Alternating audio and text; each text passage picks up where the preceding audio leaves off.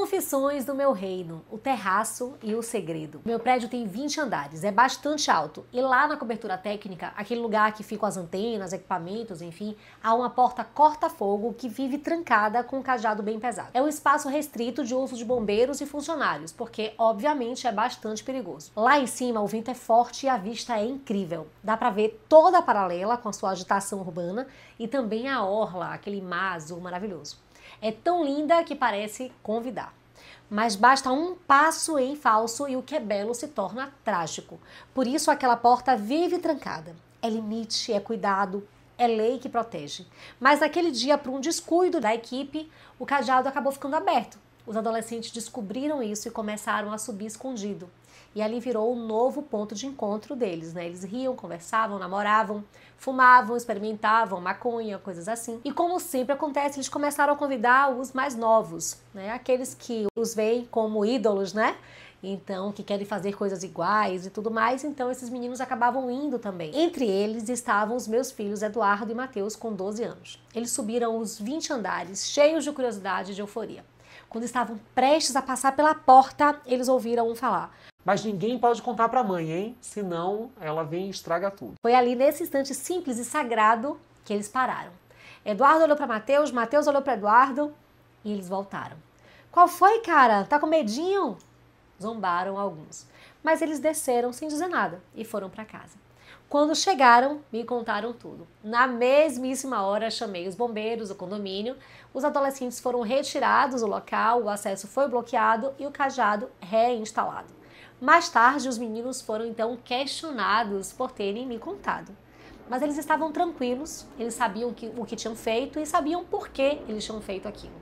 Naquele dia, mais uma vez, eu me certifiquei de que a verdadeira proteção não está nas grades, não é externa, mas na consciência. Essa história simples e real fala sobre o que é a verdadeira educação. Não é controlar os filhos, é formar neles uma bússola moral interna. O que salvou meus filhos naquele dia não foi o medo da punição, foi a voz que eles carregam dentro de si, construída em anos de conversa, de relação, de exemplos e de confiança. Aquela frase, "se não pode contar para a mãe é porque é errado", não foi ensinada para eles num sermão, mas foi aprendida no convívio. Eles entenderam que segredo que exige silêncio contra o amor são segredos perigosos. E é aqui, gente, que entra o papel dos pais. Ser presença constante, referência viva, norte e moral. Não adianta criar muros se não criamos consciência. Não adianta proibir se não ensinamos o porquê.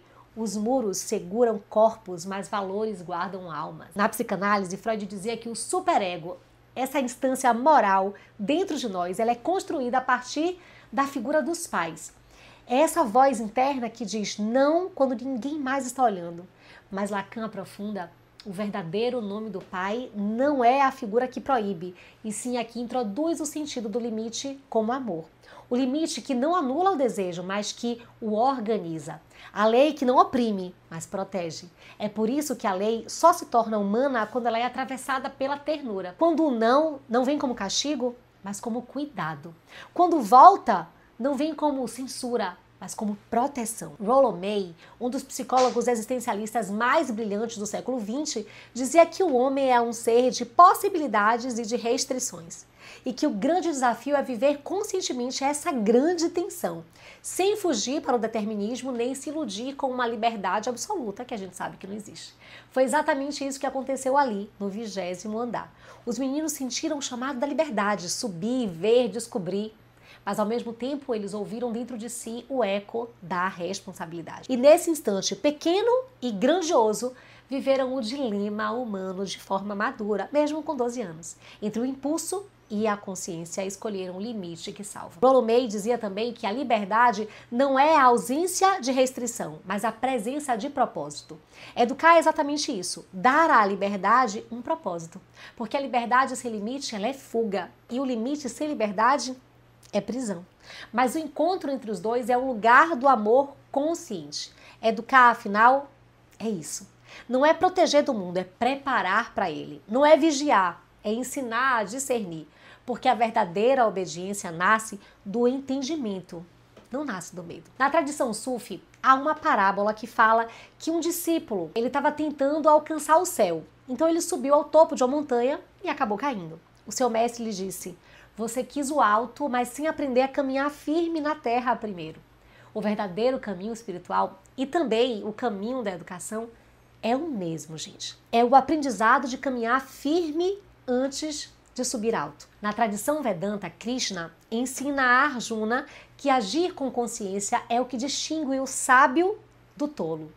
Então não é o ato em si que define o valor, mas a intenção e o entendimento que o sustentam. Foi isso que os meus filhos viveram naquele dia, não a obediência cega, mas o discernimento lúcido. Eles não deixaram de subir por medo do castigo que poderia dar, mas porque compreenderam o valor do limite. Na Bíblia encontramos esse mesmo ensinamento na história de José, quando lá no Egito ele é tentado pela mulher de Potifar.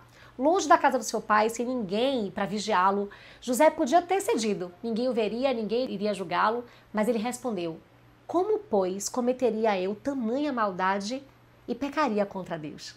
José estava distante da autoridade do pai terreno, Jacó. Mas o pai, tanto Jacó, o humano, quanto o divino, moravam dentro dele. A voz de Jacó, com seus valores e exemplos, já havia se transformado na voz de Deus dentro da consciência do filho. E é exatamente isso que significa educar. É fazer com que a presença física dos pais se torne até desnecessária, porque os seus valores já habitam o coração dos filhos. Você entende isso? Então José resistiu porque ele tinha dentro de si um alicerce de amor e propósito.